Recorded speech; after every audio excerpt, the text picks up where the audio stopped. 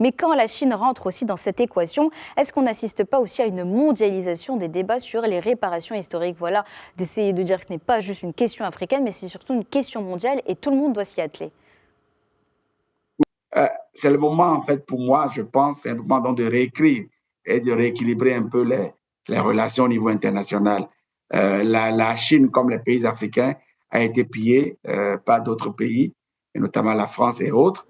Et donc, c'est le moment donc de rééquilibrer un peu dans ces relations et de pouvoir donc rendre justice à ces pays-là qui ont été pillés. La France aussi, je crois, a été pillée par d'autres pays. Donc, je pense que c'est une porte ouverte grandement par la France pour que tous nous puissions nous engouffrer pour régler les injustices qui ont été causées par l'histoire et l'histoire donc qui lie nos différents peuples. Donc je pense que c'est le droit de la Chine de pouvoir réclamer ses biens et cette loi qui a été votée n'a pas dit seulement les biens africains, mais je pense que si la France doit des biens à la Chine, c'est le moment et le lieu de pouvoir s'asseoir et de voir dans quelle mesure ces biens peuvent être restitués. En tout cas, nous, en Afrique, on est très heureux et très fiers et on travaille aux côtés des États africains pour les préparer à avoir, comme tout à l'heure je disais, avoir des infrastructures, mais aussi à avoir de la main-d'œuvre de qualité afin donc de prendre soin